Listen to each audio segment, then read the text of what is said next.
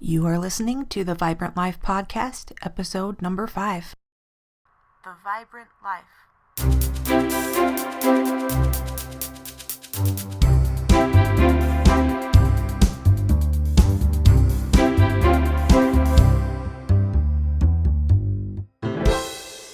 Hey you, welcome to the Vibrant Life Podcast. I'm Emily Romrell, and I want to apologize. It's been a couple of weeks since the last podcast. Life's been a little bit crazy, and I need to be better prepared, so I'm going to be better at putting these out. This one's coming out on Monday, but I'm hoping to have it come out every Friday on the regular time schedule, so I really do appreciate your patience with me as I get this going and into my routine. But it's great to spend some time with you today through the miracle of technology. It's awesome in the true sense of the word that we can create content and others can connect with it. And time or distance doesn't matter. A bond is formed between people that may or may not ever meet. It's a magical process that's been happening for as long as art has existed. And that's one reason that I love books so much. An author might be gone for centuries, and yet a reader will still connect with their words, and a relationship is formed that's real and meaningful. And the same goes with great works of art, music, gardens people have planted. The ways and means are limitless that we can create relationships with people that we don't even know. Not to compare this little podcast with anything so monumental, but I do feel a connection to you as a listener, and I hope you know that, and I hope you know that I'm grateful for the time you take to listen to what I'm offering. I also hope you've been enjoying the podcast. I've received some great feedback, and if you have time, a review on iTunes or Spotify would be really great. I really appreciate you spreading the word. It is a goal of mine to create a community where we can all grow and become better together, and so reviews really help me in that. Also, April is upon us. Can you believe it? A fourth of the year is already over. If you're looking to get more organized for quarter 2 of 2021, consider the Vibrant Life Goal Planner. I actually created an all-inclusive goal tracker, calendar, and personal journal just as a tool for myself. And I've gone through a lot of different planners and journals in my day. I created a system that works wonderfully for me, and I know it would help you maximize your potential and create your own vibrant life. So I do have a video that shows the planner and a link in the show notes for the Vibrant Life Goal Planner. So check that out. Alrighty, let's get down to it. Today's topic is choose your hard. And honestly, the last couple of months have been difficult for me. I've had the worst insomnia that I've ever experienced. I just can't sleep, and that affects everything from my mood, my energy, and my thinking. I'm getting over an ear infection, and I also struggle with headaches a lot, so it's been difficult physically. And besides all of that, I'm working for myself now, doing some freelance work, which is great, but also stressful when other things are out of balance. So I don't tell you this because I want pity or sympathy. I just want to express that I'm human and I'm working through life. I'm in the thick of things right along with the rest of you. Kind of makes me think of that one song, Stuck in the Middle with You. And I created this podcast as a way to document my journey to a vibrant life. I'm in the middle of that journey, and I hope you'll find value here and grow in the journey with me. So, what does it mean to choose your hard? This principle has changed my life.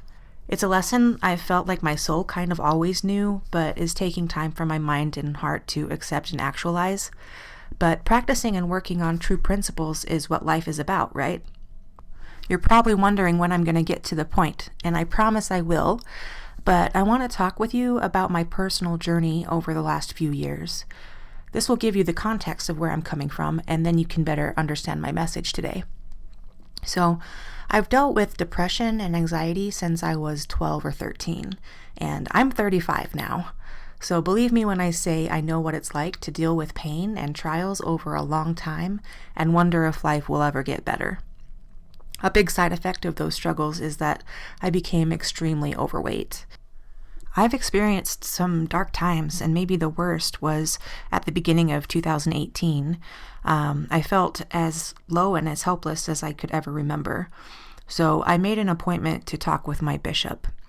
And just kind of a side note, I'm a member of the Church of Jesus Christ of Latter-day Saints. And if you have questions about the church or what the role of a bishop is, I do have some links in the show notes. But all you need to know is that I reached out to a caring religious leader. And there's a lot of help out there in many religious communities and civilly, just with government programs and things. So if you are struggling, I hope you'll be brave enough to ask for help if you need it. We have those things in place for a reason, and I really hope people will take advantage of what's offered, because there's some really great things that can help you if you're struggling. So, side note on that. But my bishop at the time was a practicing psychologist and counselor, believe it or not, and he was compassionate and told me that he felt I needed professional counseling to really move forward in my life. And I was reluctant to try that. I'd gone to counseling before and felt it hadn't made much of a difference. My bishop assured me that he felt like professional counseling was a good choice, so I agreed to try again. My bishop recommended a counselor for me, and I started to see him, and I felt that counselor was interested in helping me, but he was overworked and could only see me sporadically, so I didn't really get consistent help like I felt like I needed. And I felt really discouraged at that point and almost gave up. But I decided to give it another try and research some alternative people online. And I found a counselor that looked good, so I called her up. And I'm so glad I kept that and kept going, because I really clicked with my new counselor, and she's helped me to make some big changes in my life. And one session I was with her and this topic came up, and she taught me about choosing your hard. Emily, she said, life is hard. You have to decide which hard you're willing to live with. It's hard being overweight and not being able to be active and do the things you want to do. And it's hard to change and live a healthier lifestyle and give up some of the habits that brought you here. It's hard to stay home in bed and feeling anxious and depressed. And it's hard to make yourself go outside and walk and interact with the world. You have to choose your hard. This idea changed my world, and I had a major paradigm shift in how I viewed my life. For a long time, one of the thoughts on repeat in my head has been, life is hard. To be honest, I still have that thought often, but I'm making progress on changing what that means. Initially, I entertained thoughts like, life is hard and there's nothing I can do about it. Or, life is hard and because it's hard, I will always struggle and be in pain. Those thoughts are dang depressing. But after I got this idea in my head that you can choose your hard, I felt a surge of hope. All right, so after a few months of counseling, I had been feeling a little better and working hard on trying to change my negative patterns. And I have to admit, I can be pretty stubborn and slow to accept change, even when I know it's good for me. But I was making progress, and I got the opportunity to have weight loss surgery. A few months previous to this, a friend of mine decided to have the same weight loss surgery along with her husband, and they looked great, so I talked to the medical clinic they used and got some more information. In the past, I was really reluctant to get surgery. I felt like it was too expensive and I didn't believe I deserved it. And what if I got the surgery and it didn't work? But with this thought that I could choose my hard and do hard things, I felt much more optimistic.